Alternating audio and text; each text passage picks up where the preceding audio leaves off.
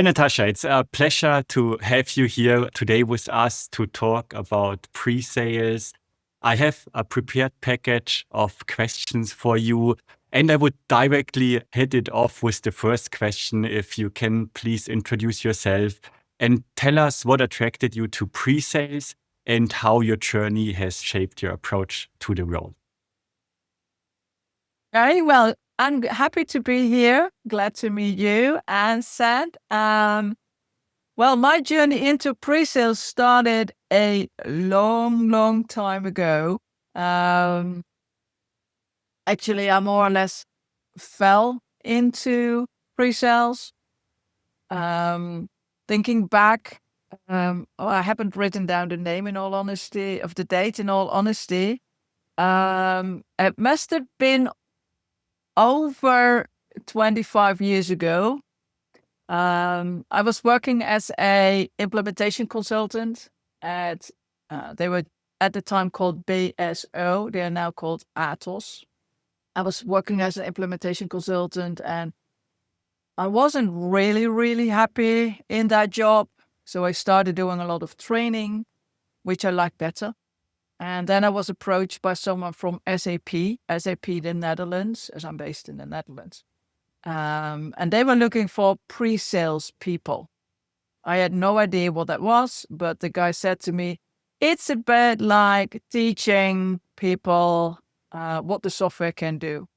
And I thought, oh, I like that because I like the teaching part. So I took the job, I got the job.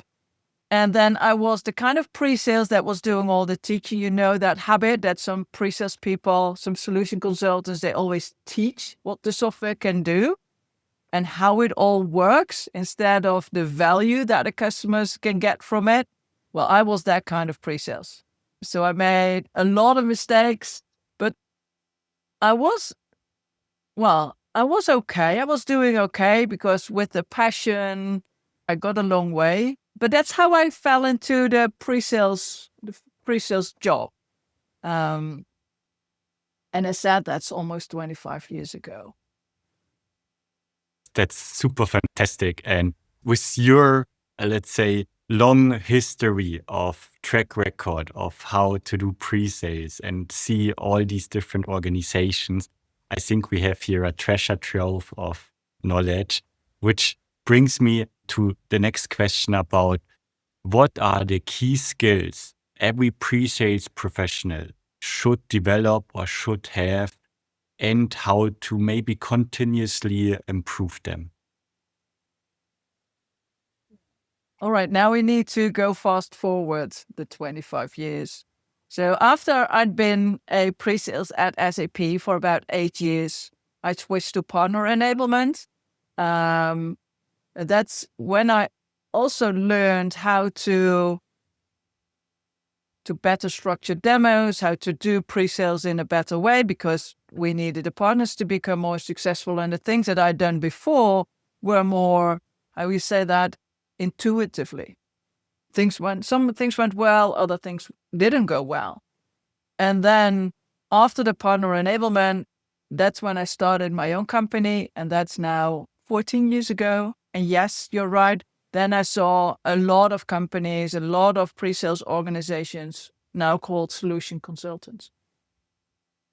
So back to your question, what are the core skills that solution consultants need to have? I believe it starts with an attitude, not so much the skill, but the skill can help you to develop the right attitude. I believe the attitude is the most important attitude is customer centricity. And you can only do that if you have a curiosity. If you're really curious about what is happening at your prospect or at your customers, what is it that's holding them back? What are they looking for? That curiosity to really try to understand them, I believe that is key.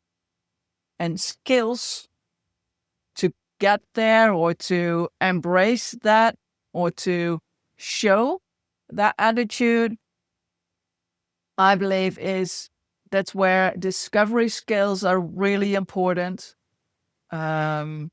Business acumen are really important. So you have an understanding of what's going on in the industry, so you can truly listen. Because if you don't understand the industry, you cannot have a meaningful conversation with a customer. And when you don't have that meaningful conversation with a customer, then it's not interesting, basically. So I believe that's really important, to be customer-centric and be curious. A follow-up question on that, because for sure, as a solution consultant, you have to have this deep functional technical knowledge. On the other hand, it's super important to have, as you mentioned, strong communication skills, or also this being in the customer's feeds and what they think. How can you balance that in a good way?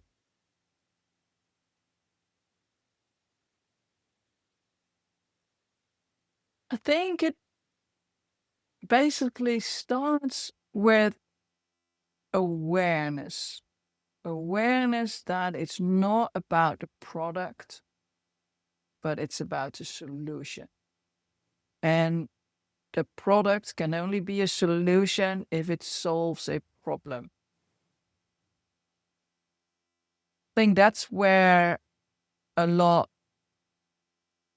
think that's the missing link. That when people join a new company, they learn all about the product. They know all the features. But during that onboarding, the missing link is that the customer is missing, basically. The problems are missing. Critical business issues are missing. Added value is missing. And I believe with all the people that I've spoken with, except for the seasoned veteran pre-sales that have been with companies for over 20 years, except for these, and that's not all of them, but some individuals. So 98% of the people that I meet, they are truly interested in helping customers to solve their problems. They have that mindset. The difficulty is that they don't know how to mix their product knowledge and the customer. So although they want to help the customer, they believe that maybe that's a bit too blunt to say, but they believe that throwing in the product is sufficient enough for the customer to make the leap from the product features to solving their issues. And that's not happening. Customers don't have that mental capacity. And if pre-sales people with all the technical knowledge and with the right intention of helping someone, if they would only be giving a structure or a skill set, how to mix the two, I believe then there is that balance. But the imbalance happens because when solution consultants work as a company, they are only trained, introduced to the product.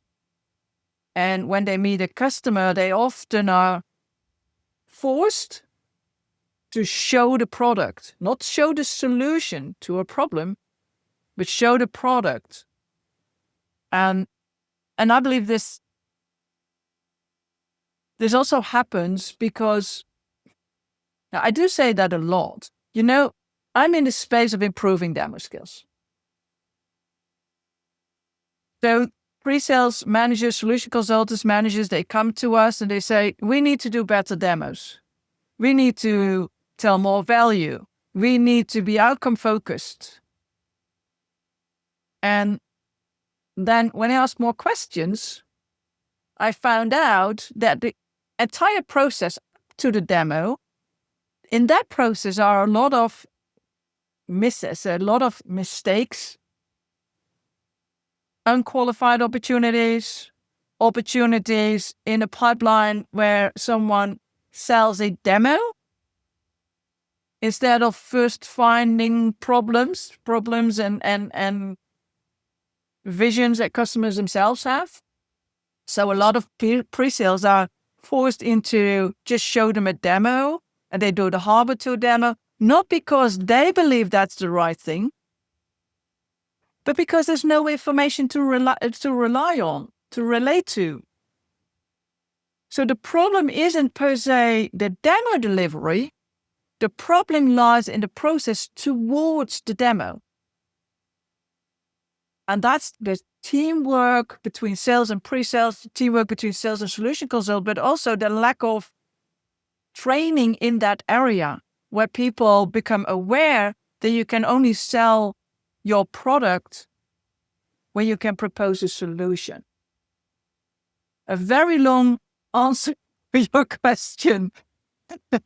But I really love that. And what pops up in my mind is directly, hey, we are solution consultants, no product consultants. It's already in the world of in the word of the title. So I really loved that answer. Very wise. And we need to do a start at the beginning before we jump into the demo, and directly in the first meeting showing a demo is maybe the worst thing you can ever do. We will speak about demos a little bit later on as well. I have one more question about learning here. How do you stay current with the industry trends, with the technology advancements? What's happening in our solution consulting area? First, I learn a lot from customers, because in every workshop that we do, we hear things about what the customer is introducing into the field, or what the customer is struggling with, or what their competitors are doing. So that's how in every workshop we learn too. It's not that in a workshop we only teach them, but they also upskill us, our customers. And I learn a lot from what my peers are saying. So if I may include myself, thought leaders in the industry, what they post on LinkedIn, what they present at events, that's also very insightful. Although I believe that on the latter, there is a potential risk. I learn from my thought leaders. Other thought leaders in the industry learn from me. Are we just replicating what we all say, that little community with solution consultant thought leaders? Or is it what we're saying is what truly is happening? Sometimes I'm a bit worried that we are just copying what other people are saying. There is no real truth, of course. I mean, that's not only happening within the pre-sales or solution consulting community, that's worldwide happening, that people replicate what they hear from each other, and whole social media is based on that. But I believe that is risky. I agree. And AI adds an additional layer of complexity because it's replicating maybe thoughts which are going in the wrong direction. So, but again, if pre-sales people and curiosity is the number one skill, I'm always hearing from every solution consulting leader, from you also said it before. So as long as we are staying curious about what's happening and maybe also sometimes question ourselves, I think there is still some advancement happening. So yeah, I agree. Which leads me to the next question. Because we all learn out of mistakes. What was the biggest lesson you have learned from a failure you have maybe done in your pre-sales career or before in operations? Can you tell us one story you have? Yeah, I think one failure I had in my time when I was doing demos. I had an incredible account manager, and we were in a demo, and the customer asked a question. And before I could answer, he stepped in and he started answering that question. And I was pissed. Not that the answer was not good. The answer was really good. It took the attention away from me. But at the moment, I thought, who are you ruining my show here? I was fully in ego mode. This was my show and they had to listen to me and he had to sit there and shut up. So I said to him, but why did you do that? Why did you answer that question? Because all the attention went to you and then the attention moved away from the demo. And he said, I did that on purpose. Because I didn't want the conversation to go there. And I saw that you became a bit tired. So you needed to take a breath.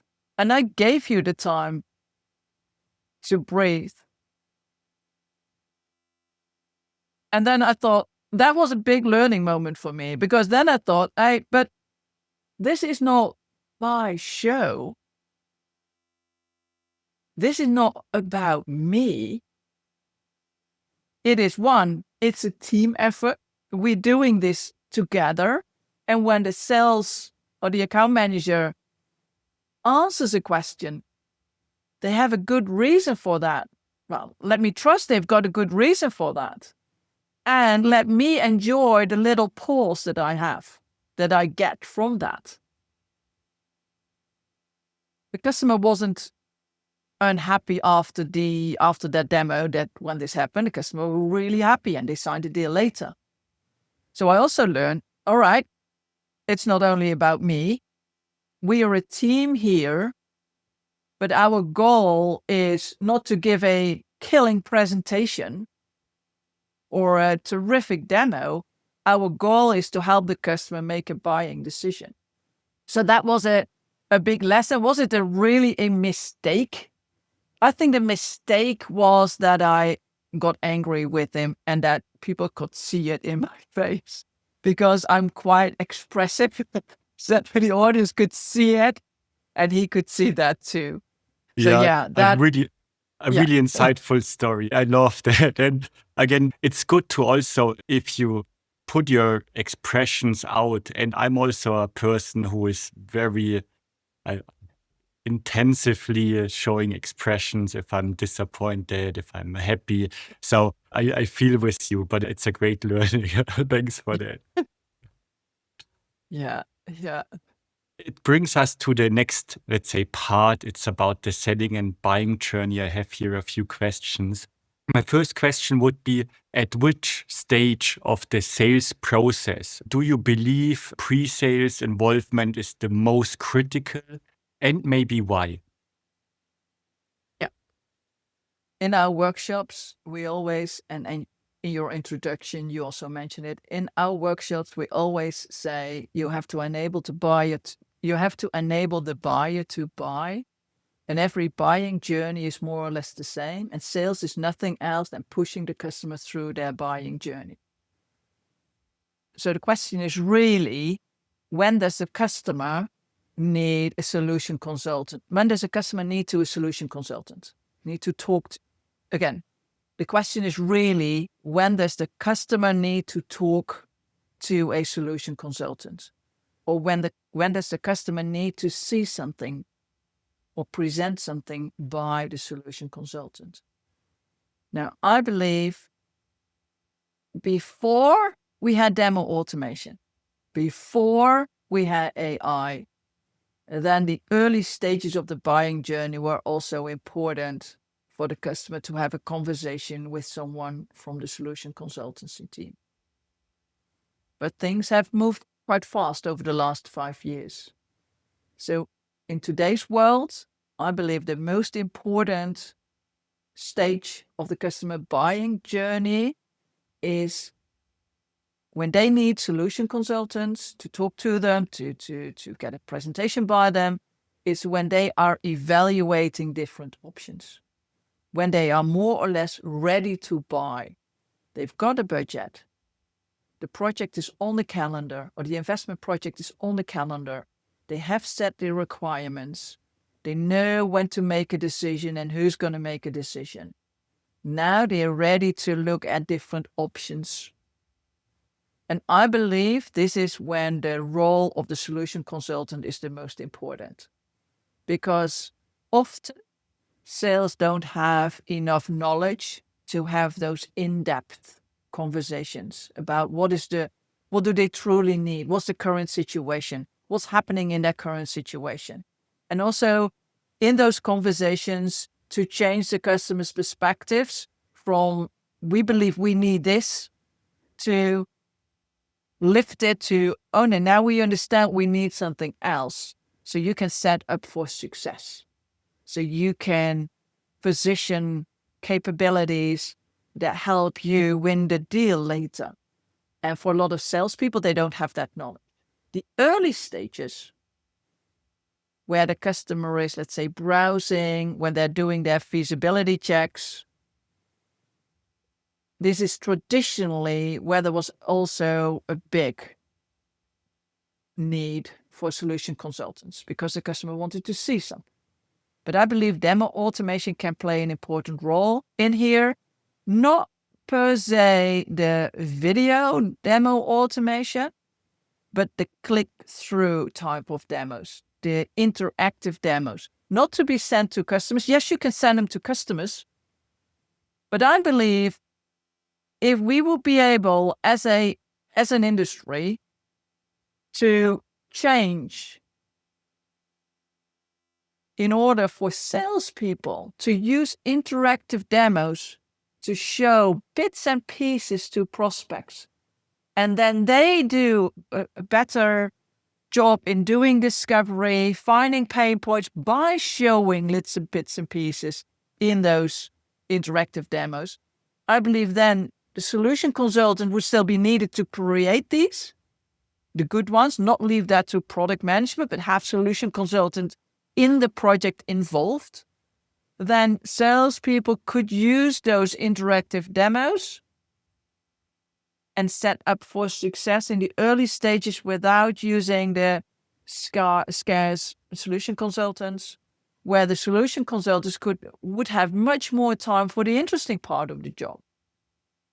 Really the in-depth conversations, helping the customers to envision a future state, helping the customers to understand or to verbalize what they need to achieve that future state. I believe that's where solution consultants play a big role. And then after evaluating, you know that you need to justify that buying from you is a safe choice. That's where the solution consultants can fade out. Well, there will be some in-depth sessions maybe, but the biggest part of the job is in that evaluation stage, I believe.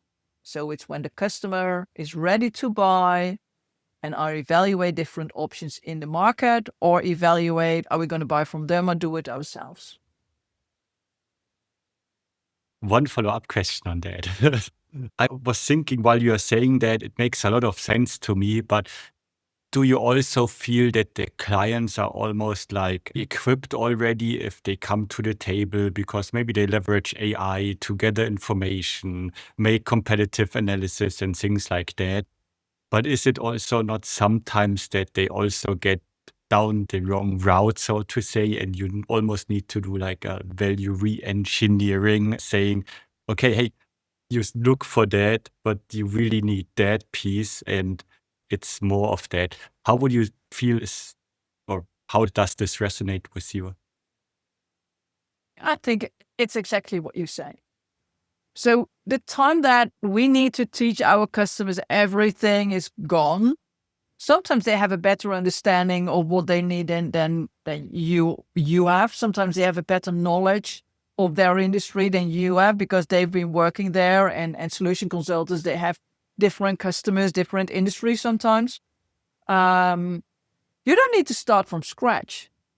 Customers are looking for a two-way, a bi-directional conversation where they can focus on what they need to know to make that buying decision instead of learning all the basics first.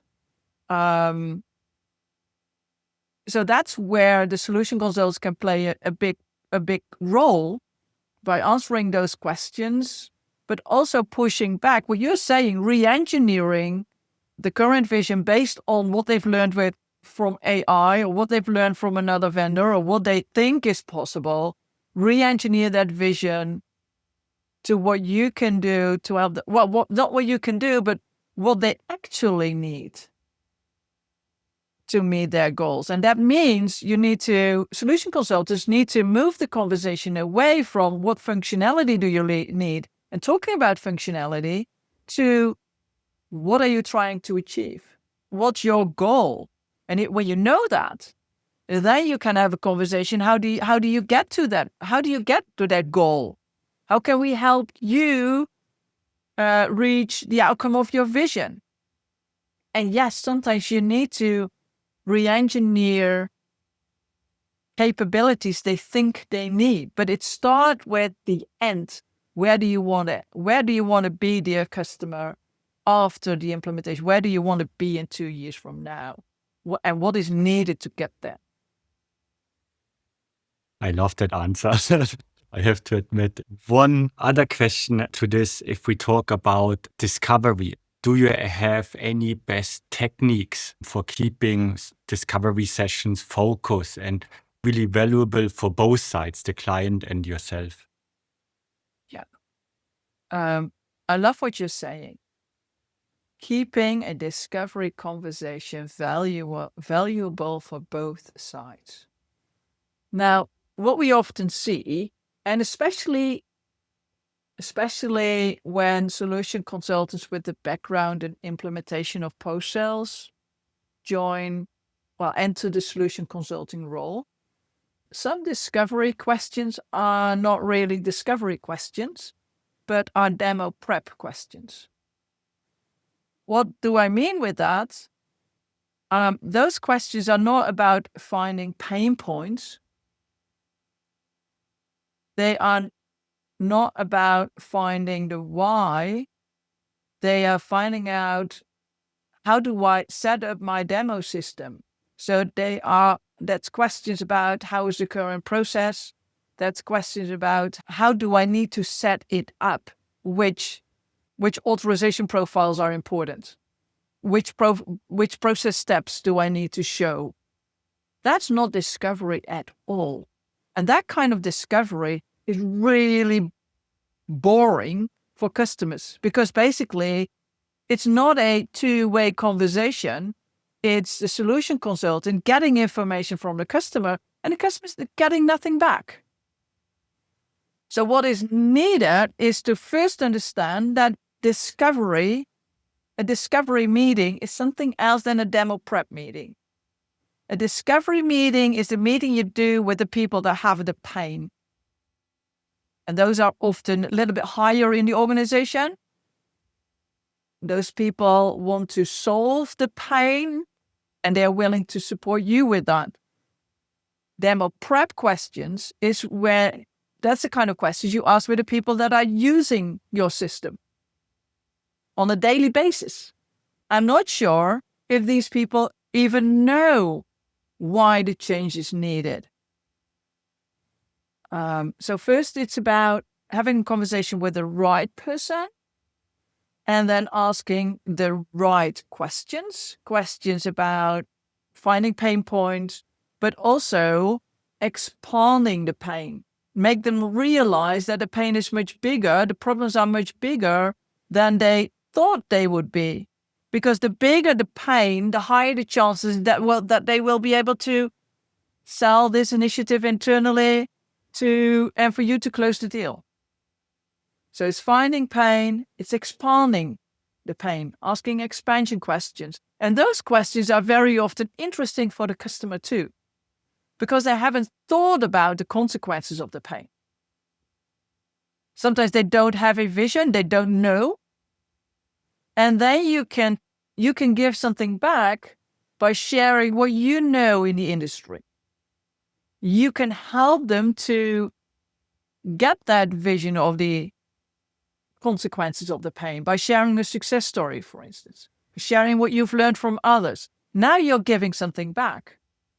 So at the end of the meeting, they still know what their pain point is, but now they have a better understanding of what the consequences of that pain is, what the consequences of that pain are, and they have a better conversation internally. They have a better vision on what they need to say. And that not only goes for finding pain, it's the same with the capabilities that we talked about before. It's okay to challenge them on the capabilities that they need and to bring in something new. You're teaching them something, you're giving them something. So at the end of the meeting, they have a better vision of what they need. And the same is applicable for value. They might never have thought of the value add of solving the problems. But in your conversation, in your discovery conversation, you can generate that vision on the value that they need. And maybe you can help them to quantify it. And helping them to quantify it will help them to better internally justify the business case. And together, you will give them what they need, the best solution to their problems. So now you're making this discovery meeting quid pro quo. You give something, you ask something back. You give something, you ask something back. And I believe that's a lot missing in discovery conversations.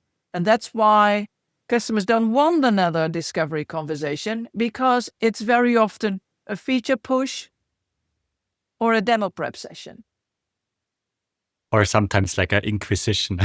I've seen that they're firing question after question. Yeah. So in our workshops, a big part of our workshops is focusing on active listening. It's not only about which questions to ask, but also how to ask questions and how to listen and let the other person think. So yeah, absolutely. That inquisition doesn't help you to get another discovery meeting. Totally agree. A lot of wisdom inside here. One question or follow-up question, which there is a lot of debates in social media around, should we do a demo in a discovery session? Should we show something? What are your 2 cents on that? I believe that first, when you show software, there's a risk that the rest of the conversation will be about features. So I believe the best discovery conversation is when you can avoid showing screens. But sometimes it helps. So when you're talking about what your software can do, it's very difficult for the customer to visualize that. And sometimes it helps to show just 1 or 2 screens. You give them an appetizer, not the full meal, just an appetizer, a small bite, so they can visualize what you were talking about. And immediately after showing that, you ask them, is this what you have in mind for your organization too? And you continue with discovery questions. How would that help you? Who else will benefit from it? What else would you need? And why is it important for you? Which problems does that solve? And all these discovery questions. So first, don't push for a disco demo, because the conversation without sharing screens often is better and a higher level. But in some situations, especially when the customer insists of having a demo, then you show 1, 2, or 3 screens, a teaser to make them hungry, and you use the momentum to ask your discovery questions. And in the great demo methodology, we have a really good framework to help you with that. But we always say it's best to have a conversation without sharing screens. But if you have to, use it to do better discovery. Use the momentum to have a discovery meeting. And you maybe should call out your course, because I love the books from Peter Cohen, really great insights. So maybe you use the chance to give a quick call out of the course and explain what you offer if you want to do that now. Yeah, I can. Basically, the Great Demo framework, Great Demo structure, and our workshops, they help teams to move from product focused to becoming customer centric, from process driven to become outcome and value focused, and to move from the monologue to a two-way bi-directional conversation. That's what every workshop that we do has in them. That's what the Great Demo methodology is about. Now, every workshop is slightly different. We customize each workshop to customer needs. We practice what we preach. We don't do the Harbor 2 training. We do a customized training. Of course, there are some core components that we need to bring across to achieve those three objectives. The workshop is fully tailored to your needs, to customers' needs, and also to your product and industry. Because in the workshops, we give an example demo using your software. So everybody can see how a great demo with their software looks like. And all the exercises, all the assignments we're doing, they're all customized to the industry and the type of customers that our customers have. And we focus on as well demo skills, how to create, how to prepare for a demo, and how to deliver it. But you cannot prepare a demo, a convincing demo, if you don't know anything about the customer situation. So we also teach a lot of customers, discovery skills, asking which questions to ask, how to ask the questions, and then translate it in the same workshop, in a later workshop, into how do you translate all this knowledge that you gain from a customer into a compelling demo. Basically, that is the mini pitch. Amazing. And I can highly recommend that. It's a nice program. You are a fantastic workshop leader. Also had a lot of discussions with Peter Cohen, really great person, a lot of knowledge, a treasure trove of pre-sales knowledge. So again, if you're listening to that, you maybe want to check that out. On my homepage, there are also links directly to the courses, because again, by any means, what I'm doing here is not the same you are doing. You do it on a complete different level, individualized for the companies you are working with, which brings much more deepness in a conversation. So I love that approach. Another question. You just talked about demos. How do you ensure demos are engaging, effective, and also tailored to the audience's needs? And that brings me back to the three pillars that we just talked about. Demos are engaging, compelling, and winning when you are customer-centric and not product-focused. When you're outcome and value-oriented and not process-driven, process-focused.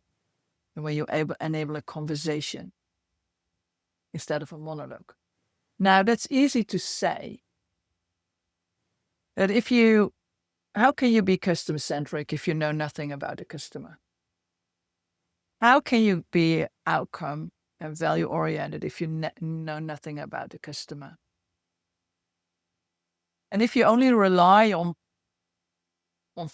features, on the product and the process, your demo becomes a monologue. And that's really boring for customers. After 5 minutes, you've lost them. And they start doing other things. I believe the key is to either have a really good understanding of the the prospect situation. Because if you know where it hurts, if you know what brings value to them, then you can make it about them. Then you can make it outcome and value oriented.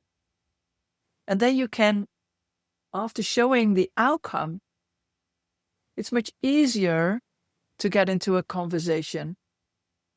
So you can let them ask their questions. If you don't have all the information, if you don't have enough information about the customer or the prospect, I strongly recommend that you build your demo on a success story or your industry knowledge. So at least you speak the customer's language. And you can do that to some extent because all your customers not all your customers, every stakeholder in the same industry with a 80% chance are suffering from the same problems. So when you have a good understanding of the industry, you can with some certainty use that as a starting point for your conversation. Not by saying this is a fact, but by sharing what you know and then ask your prospect in your demo, how does this compare with your situation? And then they typically will say, oh, it's the same, similar, or in some cases different. But all three answers give you the possibility to ask a few more questions. And that makes it engaging because now the customers have to think, now they have to act. And because you speak their language or their industry language, it's much easier to follow because customers don't understand your features. They don't make the mental leap from a feature to how that potentially could solve any of the problems if they are already aware that they have problems. Very thoughtful process behind that. I like that. It's a follow-up question on that because very often what I hear from other peers are saying, hey, you need to do the tell, show, tell thing, or you need to do gamification, or you never ever show a presentation in a demo. Do you feel there is any better solution, use case-based demos, gamification, directly into the demo? Do you have any suggestions or best ways and maybe why? I believe that before you show your first software screen, there's two things that need to happen. First, you need to tell your audience that this is about them, that you have an understanding of their situation, and that you listen to them. You need to open them up, basically, to let them know that you care. You need to build some trust. So that's really important. And the second is you need to provide context for what you're going to show. And those two can be connected by simply presenting a brief summary of what you heard from the customer before. You start by saying something like, well, we talked 2 weeks ago and you shared that your biggest concern is XYZ. And you mentioned a couple of reasons for that. You mentioned that you're struggling with. Now you're letting them know that you listened, that you care, that you understand their situation. And you also provide context when you show that first screen. And when you show that screen, you relate it back to what you heard from them. But of course, you can only do that when you have had a conversation with them. I believe that is very important. And gamification is often a distraction. It is nice, but it doesn't help you to win the deal. It's entertainment. It's not sales. It's not helping the customer to move to a buying decision. What else did you mention? You mentioned a use case-based telling I had as one example, the tell, show, tell approach, which I think most of us went through the demo to win. Even the people I ask, most of them went through this course where all of these tools are almost shown. So that was a few additional ideas. Yeah. So I've taught a lot of demo to win courses in my time at SAP. And basically, basically the engine is the same. Great demo or demo to win, they both help their customers to become more customer-centric, more outcome-focused. But it's a completely different car.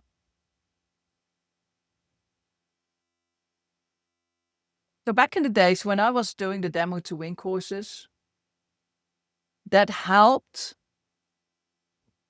my participants to become aware that they should not talking only about features, but they needed to add context and they needed to add value.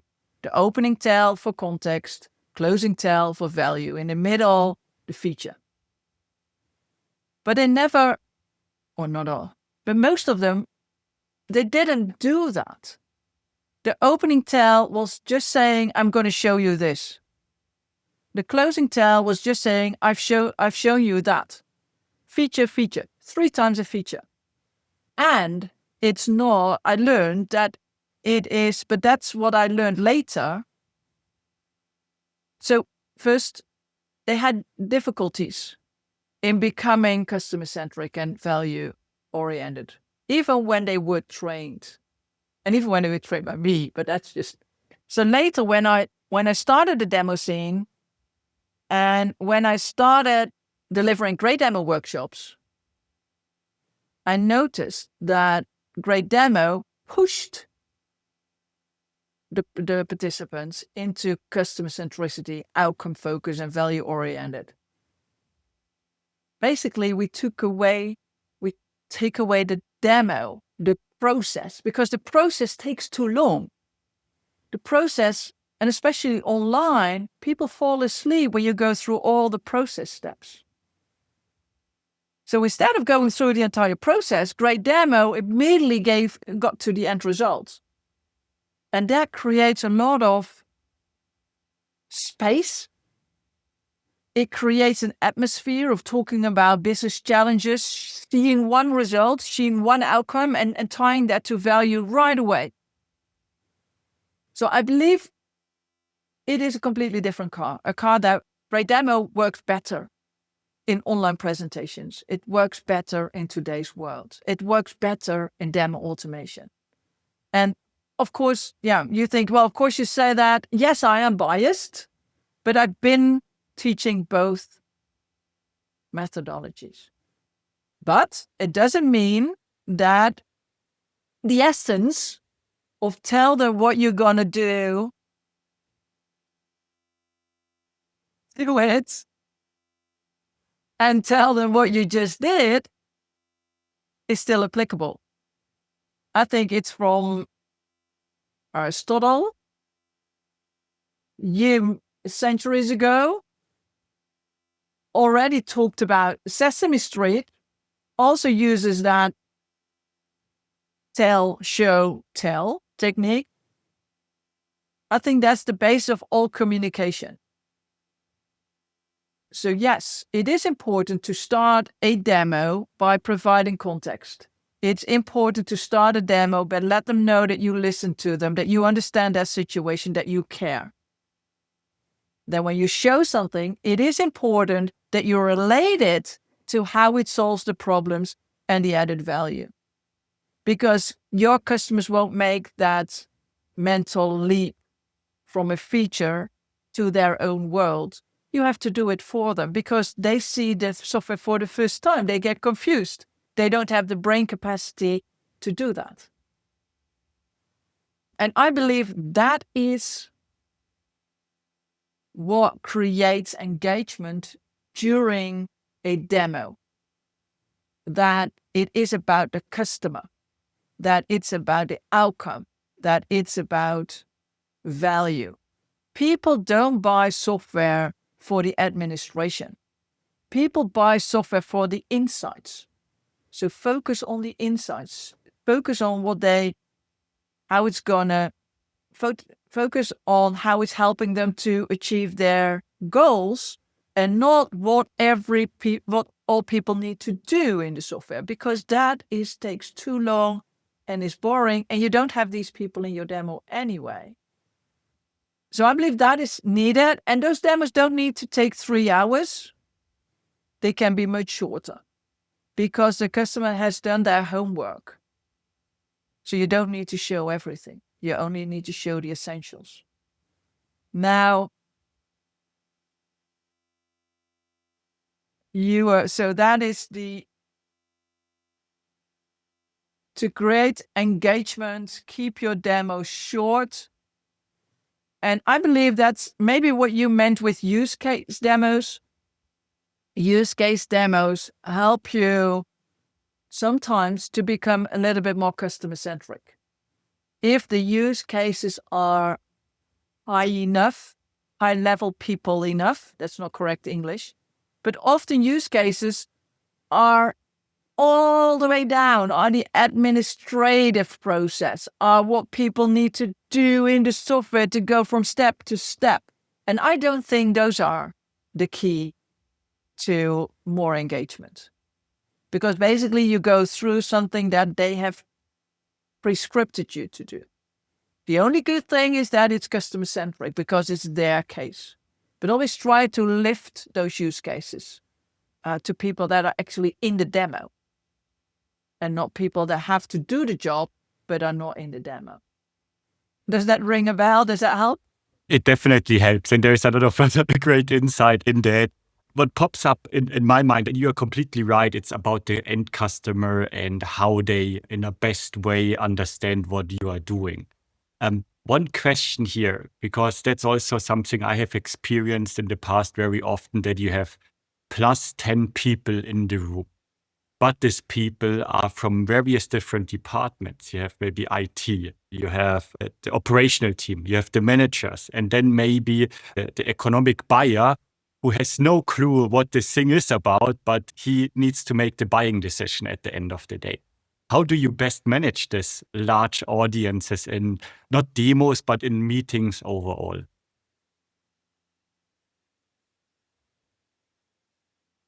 In demos and in meetings overall? Well, first, I believe it's nearly impossible to manage it. And in all honesty, I believe you should try to avoid it as much as is possible. Because it's impossible to make every minute of the meeting interesting for all these stakeholders because they have different perspectives. They have different problems. They have different needs. They want to see and to talk about other things. So try to avoid them as much as possible. That's about setting up expectations. That's about what salespeople, account managers, account executives, I believe, should focus on or try to work on by setting up the expectations that people get more out of the meeting when it can be more focused instead of pushing as many people in. When it comes to demos, same story. About the audience that you describe, have a session with the operational people. Have a separate session with IT. Have a separate session with management. So that you can give them what they need and only what they need. Sometimes you don't have the luxury to have that. And they are all sitting in your demo. I think it's more demo sessions what we talk about than general meetings. I've not heard from a customer of ours that said, we were in a discovery meeting with 20 people, some people from operations, some people from IT. That doesn't happen typically, but in a demo it can. Ideally not, but sometimes you have to deal with it. And I believe what is important then is that you structure your demo in shorter segments. You start with a segment for high-level people because they won't be in your demo for the next hour. They will be doing something else after 12 to 15 minutes. So you start with a segment about them that's interesting for them. Then you go to the, in your case, operational people. You give them what they need. and you end with the IT people, because no one is interested in the deep technology stuff. You lose everybody in the room the minute you talk about IT-related topics. And I think it's perfectly fine when you set an agenda and you say first C-level, then operation, then IT, and you give the IT people the possibility to come back later. I mean, they don't need to sit through that. But if they want and they ask questions during that session, you use that agenda to park those questions to later when you talk about IT-related topics. That's how you can manage and control the meeting, that it's not derailed by all detailed kind of questions from everywhere. So what you shouldn't do is create that spaghetti demo that tries to satisfy everybody and going from logging on, talking about authorization profiles to explaining the screens and talk about that it's in the cloud and in all different platforms it can be used. Then going through the process and ending up with the C-level report, everybody's confused after 5 minutes. So don't do the spaghetti, but break your demo up in clear chunks, clear segments, where you use an agenda to let them know when it's their turn. I believe that's the best way to manage a larger crowd in a demo or in a presentation, same thing. I had to laugh so much because it's almost I hardly believe in what you just said. And it's the responsibility of the sales executive or the sales manager to adjust and align upfront before you get thrown into a demo and then, hey, here, just, make the function feature. I really love that approach very much. Are you using that approach? We are heavily using that approach. Just for your information, real quick here, what we do in our company is a picture pitch personalized demo where we use visualizations with big statements on the, let's say, initial meetings to give them the big picture. What is the value add? Why? What is the mission they want to achieve? We adjust it always to the client because, as you mentioned, if you have done the discovery, you should know in which direction it's going. And then what we have and what we call the persona-based selling is then we have different personas and we adjust them. And in our demos, you can interchange them to make the demo preparation really easy. You can say, hey, you have an IT person interested in admin stuff. You have executive, they just interested in a dashboard where they see all over the place what's happening. And that's how we structure our demos. But I really love the approach to split it up into different agenda points and then say, hey, IT, come in when you are needed. You can stay the whole time, but you don't have to. Puts also the burden away that somebody's working and you're speaking to black screens, which I personally hate the most. Yeah, absolutely. Yeah. Happy to hear this. Yeah, definitely.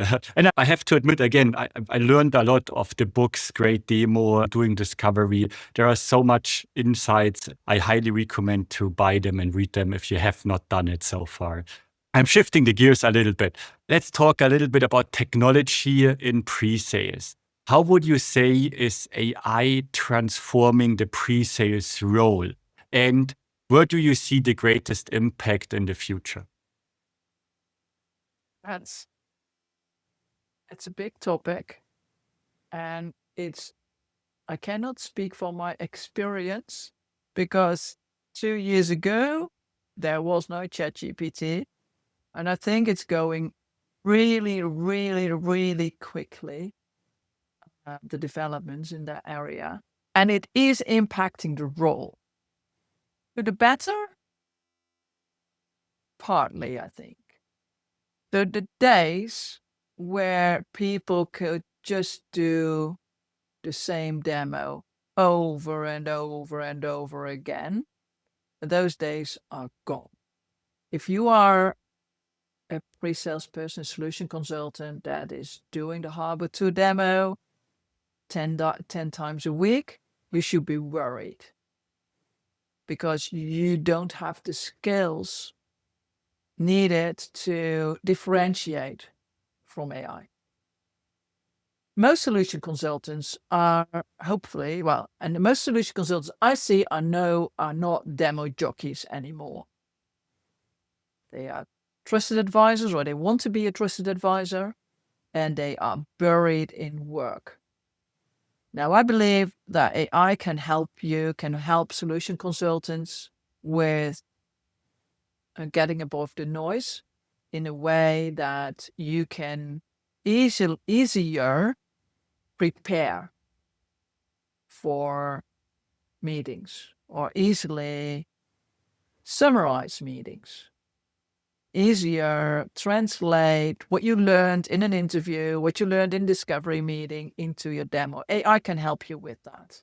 AI can help you with prepping for a discovery meeting. AI can help you summarizing the discovery meeting. The AI can give you hints and tips on how to structure your demo based on what you learned in the discovery meeting. The AI can help you answering RFPs in a quicker way. Our AI can help you by automating the demo that you've done a lot of times now, so you can just send it over. AI can help you to set up your demo system, make it more with the customer information in it. So there's a lot of work that took a lot of time in the past that you can now speed up by using AI tools. That means that it should help you to clear your mind and your agenda to truly understand the customer and think about the solution they need to solve their problems with the help of AI. Not letting AI do that instead of you. I believe there's too many factors involved. It's too complex, and you don't want to rely on just an AI saying, well, you need to show this.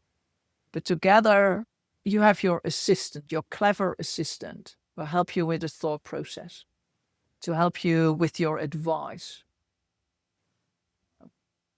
So that should be, if AI is used in a good way, should be more time for you to spend thinking about the customer, or speaking with the customer, more meeting time with the customer. You don't need to do all the foundational stuff, because that's the information they already have. So it becomes more interesting. Do all solution consultants, are they all equipped to do that? I don't think so.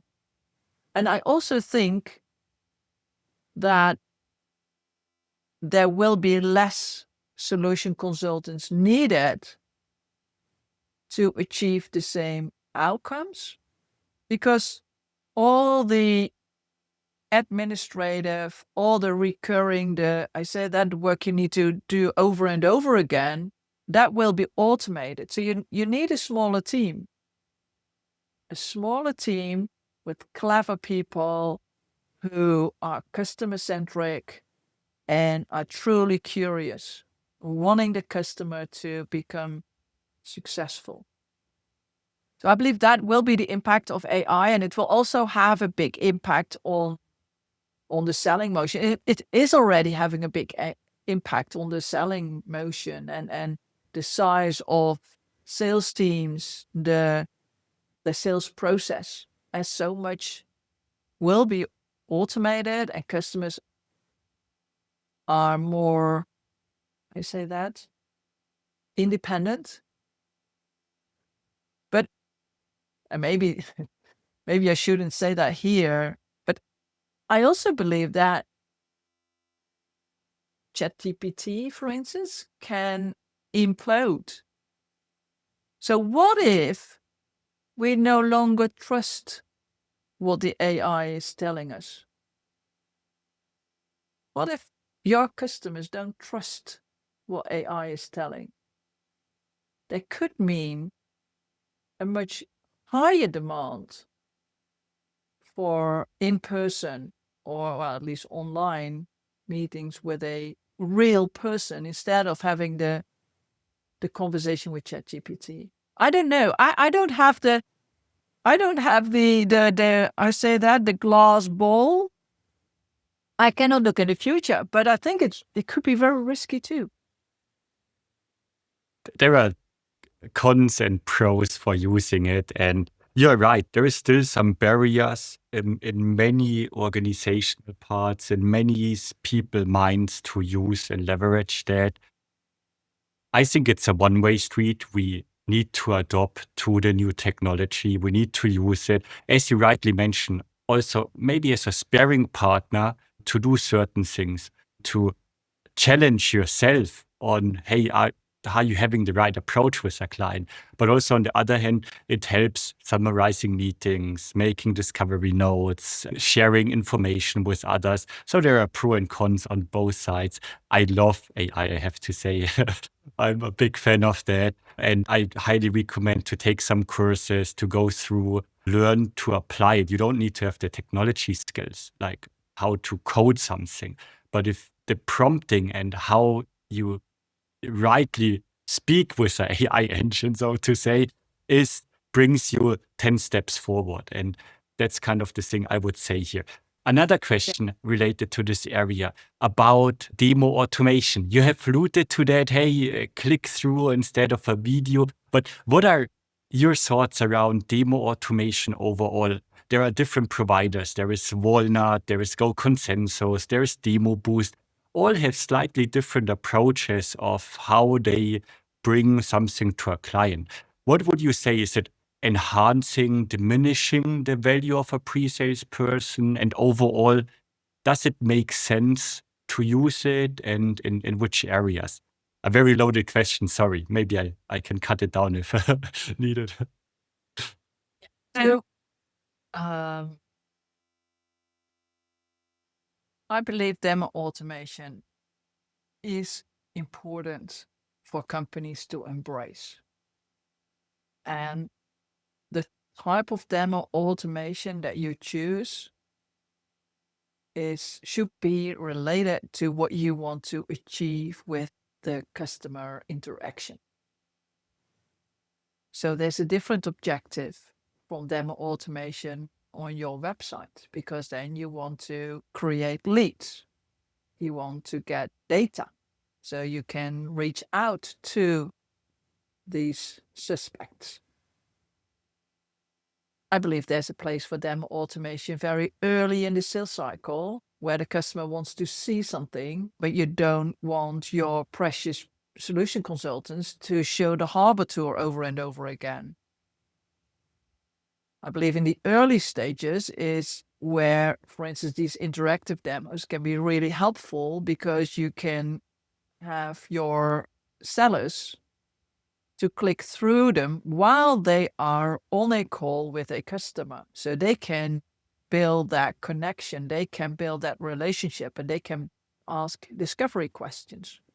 I wouldn't use demo automation in the early stages of the buying journey, because it's difficult to, because of the relation, because of setting up for success. But of course, after that conversation, why not send a recording of that conversation, or send that interactive demo to your client so they can forward it to other people in the organization? But everything that you let them send through, you lose control, because people are looking at it without your guidance. I've heard a lot of customers qualifying out vendors because of the demo that was on the website, or the video that they saw, because it was too detailed, because it didn't look easy. So first you want to, I always say, think like what they do in the movies, the cinemas. Give them the poster first. That can be just 1 or 2 screens of your software. So they become aware. Demo automation on your website should be the poster. Demo automation by your sales reps in the early stages could be the poster or the trailer, because people have already seen the poster. They want to see a little bit more. Then I believe the movie itself, in my understanding, but there's already people saying that could move away. The movie itself should be delivered by a solution consultant or by a sales rep. There's a lot of companies where sales reps do the demos. And not in a movie that you sit back with popcorn, but I mean the length, the level of detail, still having a conversation. But after that movie, after that more detailed session, after you prove that you're the best in the market to solve their problems, then send a recording of your demo or some snapshots of that conversation. Send it to your customers so they can send it to other people. Now, there's also some activities going after that proof demo. It's the more detailed sessions. Now, I'd like to incorporate how people buy. When people buy in the beginning, it's all about, I want to know if my problem can be solved and what the added value is. So those first demos should be very problem and outcome and value focused. The poster and the trailer. And also the movie. But the movie is already a great area, because now it's also about avoiding risks. You get these detailed questions, not because they want to know they want to know how it works, but they want to know if it's risky. The demos after the proof demo, the tailored demo to the customer's needs, which is not automated, those demos later. What about security? What about this? What about that? Can you guide us through XYZ? I believe those could be recorded. Those are not the decision. Those people that are interested are typically not the decision makers. They want to know the details. So share a video. I think videos are good in this area. Share a video and then follow up. Now you've seen the video. Any questions? It's not a demo meeting. It's not a presentation meeting, but it's a dialogue. And you can use those videos also when you are onboarding a customer. You can use everything you have recorded so far, but also these in-depth videos, use them during your implementation. So the implementation consultant doesn't need to explain the same thing over and over again. You can use a video for that and have a workshop, or after they've been looking at the videos and seeing what do we need, and ask some follow-up questions so you know what is needed to help them to deploy the software. Super great insights, yeah. And I think it's almost like enabling the client from the first moment of interaction with enough material to get by themselves bought in and apply as a champion and sell it then internally in the organization, because you can't speak with 2,000 people on the client organization and explain what you are doing. So it's a great way of communicating that, and sharing videos is easier than aligning a meeting and putting 15 people in a room and showing that. I love that. One thing, so I mentioned videos. One thing to contemplate is just having the video without the talking head. Just sound, just audio. People don't need to look at someone's face all the time when they are presenting the software. I get that for introduction. It's absolutely good to do that so they have a face. But those more detailed demos, they can take 20 minutes or 30 demos sometimes. You don't need that face. And if you don't need the face, then you can use AI to generate the voice. And you can use AI to translate the voice into 25 languages. And I believe that's what people need to be doing. That's where it should be going. Because you don't want... Solution consultants are not actors. So if they need to record each video, studio quality, having a studio background, need to redo it over and over again because something's not going perfectly well, their hair is strange, they make mistakes in the wording. You don't need humans to do that. Let AI do that. Because it takes too much time of a solution consultant to get to studio quality. And they're not the people often with the right fit. They're customer-centric, they're trusted advisors. They're not actors. There is agreement and a disagreement at the same time. And I have a follow-up question because I'm creating for my company a lot of videos. I know the effort which is behind creating a 5 minutes video is insanely high and preparing the scripts and things like that. But I personally see a value add, and I'm usually always on camera, and you can, with the new tools, play around and put your face somewhere on the side, make it bigger, make it smaller. I agree to the fact that AI is helping for demos where it's driven about a specific function, feature almost, where you go inside. But still at the stage where solution consulting is operating, it's very often about trust building and selling. So hence, and you can disagree with that. My idea behind that was, hey, if you see a face and not just a screen where somebody clicks around, so you explain something, you maybe get your face a little bit broader about a little bit the tell to say, hey, the value add of this thing is this and that. I found it more insightful. And I had clients, they first discovery call, they said, Johannes, I have seen all your videos, all your demos you have given. It's so crazy. I love it. It's almost like I know your company in and out. And it was like, oh, that's really kind of you. So I hear what you are saying, but on the other hand, still, I think it's a lot of selling, which could be lost if you just show a screen with AI. 100% agree. 100% agree. Not all companies have a Johannes. You're good at this. You are good at this. You like this.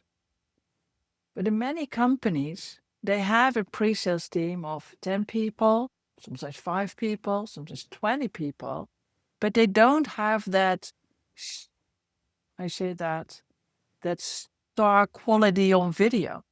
They don't like to do it. And then still, I believe what you're saying, your face is important. So make that intro in that intro video and be on camera for the first 30 seconds. But you don't need to be 5 minutes on video if that takes you 2 days to prepare it. If it's a video that you can reuse 1,000 times, it is worth the 2 days.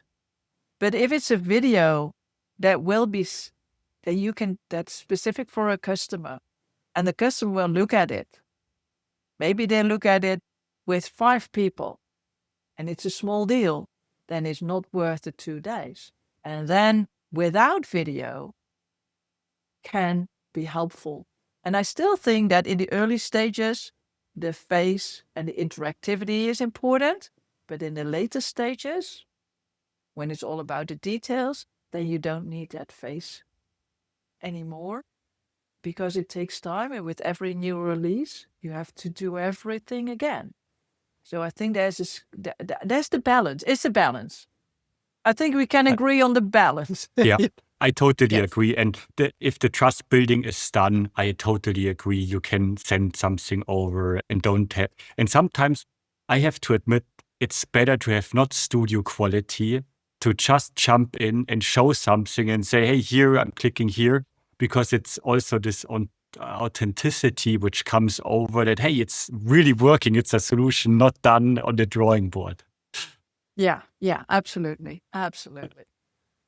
Next question. It's about return on investment. There is also a lot of about debates. Should somebody offer return on investment calculation? Should you do it? Yes or no? Do you have any thoughts behind that?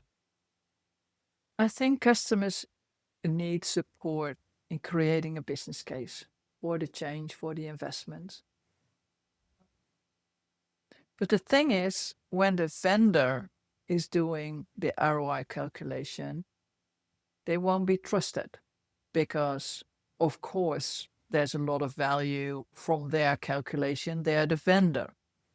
What I'm a big believer in is solution consulting teams that work with the client using maybe the tools that they have available, but help the client making this calculation and putting in the client's perspective. Well, they can do some vision generation. They can bring in a success story to help the customer verbalize their expectations, but it should be the customer's numbers. Because if it's not the customer's numbers, then they won't believe the outcome. And it doesn't need to go in depth. It doesn't need to be a 3-day workshop with the client because that scares them off. But some tools, some conversations that help your clients to understand the impact on other metrics. So if you improve your productivity, how would that affect your employee satisfaction? How would that affect your bottom line? How would it affect the number of products that you can produce? How would that affect your market share? Well, those kind of expansion questions in value, I believe a tool can help you with the conversation with the customer, so that together you can do that ROI calculation. And a follow-up question on that. What is your stand about POCs or maybe going into the return on investment calculation piece, the proof of value? How do you see that? Is that something which should be done by solution consulting, should be done at all? There are also debates. Should we do even POCs? Yes or no? Paid versus free? What are your thoughts around here? I believe POCs are the most expensive sales tool. If you give them for free,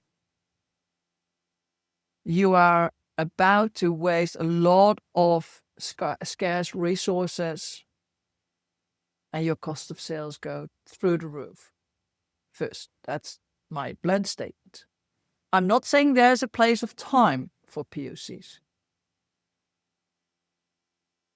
There's some reasons why POCs happen at some vendors more than at others. One of the reasons is that demos are not good enough. They're not tailored to the customer. They're in monologues, and the customer hasn't received the information that they need to make a buying decision. Therefore, they ask for a POC. So basically, it's a cure for a bad demo, for a demo that has gone bad. Second, what I see is that in some companies, some vendors, salespeople are pushing a POC as the logical next step without the customer asking for it. You should never do that. If the customer is satisfied after the demo, let them make the purchasing decision. Let them buy. Don't push into that expensive POC. There are also situations where the POC has their time and place. Sometimes the customer needs to see their demo go through the process. And you don't want the demo to be a POC. You don't want to spend too much time in tailoring the demo. So in that case, you would do the demo, a tailored demo to where you show that you solve their problems, you answer all their questions, and they still ask for a POC because they want their data to go through the process. I believe you should then ask money for it. Ask money for it because then you basically do a mini sales cycle within the bigger sales cycle. So you let them make a small yes to a smaller opportunity, a smaller deal size, but they have to say yes to you. And that's why pricing a POC is important, in my opinion. And there are a lot of companies and vendors that are not agreeing with me because they say, well, Natasja, our close rate after a POC is sky high. Therefore, we always push for a POC. But that's the wrong way of thinking because they had already closed the deal, even without a POC. And then, of course, after the POC, 98% of the deals are closed. But was that POC absolutely necessary? I don't think so. Not in all cases. So it is okay to do a POC, but don't push it because you always go for a POC. Don't be very careful. First, analyze the demo. How well are your demos doing? And can you improve your demos? Because that will reduce the requirements and the need for a POC. And when you do them, ask money for it. That's my 2 cents. I'm happy to hear all the other opinions in here. And I don't have the knowledge. I don't know in all industries how customers are thinking and how risk aware they are. But I do know that POCs are expensive. It was a loaded question, and the answer in solution consultant is as a solution consultant is often it depends, and I completely agree with your statement. You cannot say always no or always yes, but I totally agree with how you just explained that. Another question, which is very loaded, I would say, is receiving a blind RFX. So it can be RFI, RFP, or RFQ. What are your 2 cents on that? We answer a blind RFP. Does it make a difference if you receive a RFI versus RFP versus RFQ? What are your thoughts? When we talk about, we talked before about the customer buying journey and the sales cycle. When customers are sending RFXs, when they are sending RFXs, they have already done some homework. There's already people involved. They have already been browsing. They have had conversation with other vendors. Meaning, if you receive a blind RFX, you're late in the game. And you need to catch up fast because your competitor might have set some competitive traps. In a requirements list are the things that your competitor is doing well. Doesn't mean that you cannot do it, but it's what their strengths are in some cases. Does that mean that everybody has done a bad job because you weren't involved? No, not per se. I mean, your marketing, your sales team, they cannot keep track of everything what's happening in the industry. Should you immediately qualify out a blind RFX? I don't think so.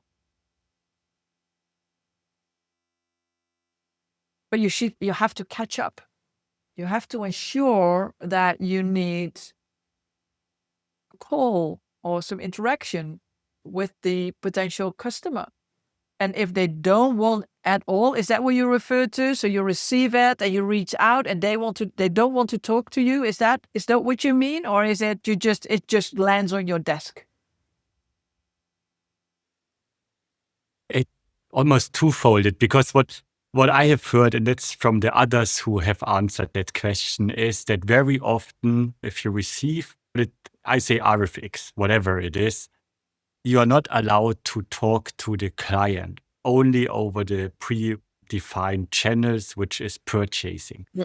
So it's super hard then first to understand the real business challenge behind the mission they want to achieve, because in all honesty, RFXs are very weak often, and customers don't really understand what they want to have as an end goal, which makes it a very hard challenge to answer certain RFXs. I totally agree. You shouldn't just say no to whatever comes in, but you maybe should diversify. If it's a RFI, it's very early in the stage on the client side. If it's a RFQ, they almost have done the equation and it's just about pricing. But again, it's sometimes also, depending on the client, not really true, because the way how they explain certain things, RFI could be different meanings for different clients. I think there's too many that dependency, well, too many unknowns here. So in some industries, like public sector, they always have these blind RFIs. You cannot have a conversation with them. There's a company that's helping them with the process. You cannot contact anybody. But these public sector customers, they have done the early stages conversations, which they often call market exploration, before the RFX, before the request for information or the request for proposal. They have already invited you and others to give a presentation. That's happening a lot in public sector. Then they go quiet for a year, and then boom, there's the RFX. If you're then called by surprise, then the account manager has not really been successful in keeping track of what happened before. Those RFXs from public sector, they're often this amount of pages, hundreds of pages, and they give pretty good description of what their vision is with that, what the goal is that they try to achieve. They also mention sometimes the problems that they have. They also mention what they want to get out of it, and they describe what they need to see. All these ingredients you can use very well to prepare for a demo, for a tailored demo, because everything is in that document. So that's public sector. And there is the other industries, sometimes with less expensive products. They have already talked to a vendor, but they cannot choose that one, so they just send out information to other companies. I believe a good qualification tool is to ask, can we get a conversation first? If they say no, will you ever win that deal? So what you could do is qualify out and see how they, let them know that you don't want to do it, and let them know how they react in these situations. If they let you go, they let you go. But imagine you're a customer and you want to buy new software. You are close friends with another customer, with another vendor than this one. So you're close friends. Together, you've had many meetings. And then someone says to you, you need to invite someone else. And you don't take the call. If you don't take the call, what does that say? You're not open. You just want to go, you want to do this with your friends. If they want to have the call, that's fine. Then they've done all the foundational work with their friends. they are in love with their friend, but they are open to have the conversation with you, they might change perspective. You might change their perspective for what's needed. You might loosen the relationship a little and strengthen your own. And if they're not open to a conversation, what are the chances? I don't see that you have any chances of winning. And sales is nothing else than helping the customer to move through the buying journey to buy from you. So I believe sometimes it's better to be bold then and say, we're not going to do it. We're not going to Love do that your approach. work. I love that. Great insights and amazingly explained. I love that. We have just a few minutes left. I have four more questions for you, if I may allow it. Yeah, I'll give very crisp answers. Is that okay? Definitely. Yeah? Okay. And it's, I hope, pretty straightforward questions. What advice would you give someone transitioning into pre-sales from a different field? Learn the industry. Understand the customers, the type of customers, before you learn product. But it's from another... Start in a... Yeah.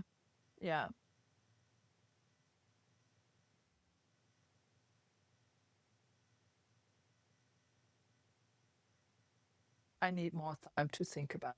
I don't have... I think it is about understanding, but that's not transitioning from another job into pre-sales. I love the idea about industry, and a lot of people said you need to understand the industry. So I think it's a great answer, but we can have a follow-up discussion on that. My next question would be, what is one of the best investments, could be time, money, or effort, you made in your career? For me, it was traveling to the US to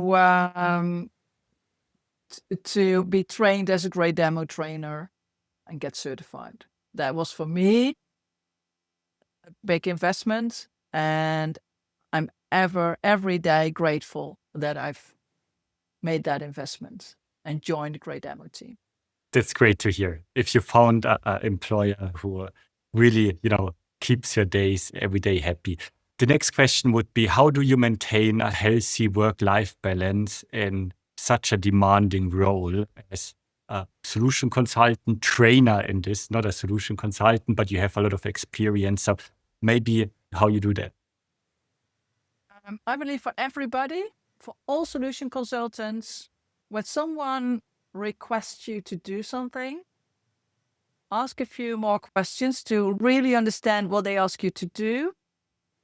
And then take a time out before you answer with yes or no. So you say something, okay, so you want me to do a demo for this customer. You have done a thorough discovery. Yeah, let me look at my calendar and I'll come back to you in 2 hours. Now, in those 2 hours, you can check your calendar. You can see, you can think about, am I the right person? Do I have time to prepare? And if you are, after 2 hours, you say, hey, I'm happy to do this. When can we have our first call about this together?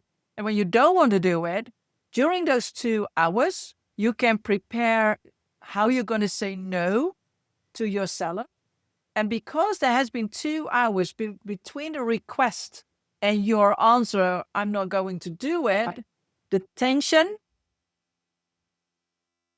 within the AE, the seller, how do I put this? So when someone asks you a question and you say no, you know that they become defensive and sometimes a bit slightly aggressive. But those 2 hours calm everybody down. Because the request, there's not so much, I don't know in English, but that's not so much weigh on the request now. It's not personal.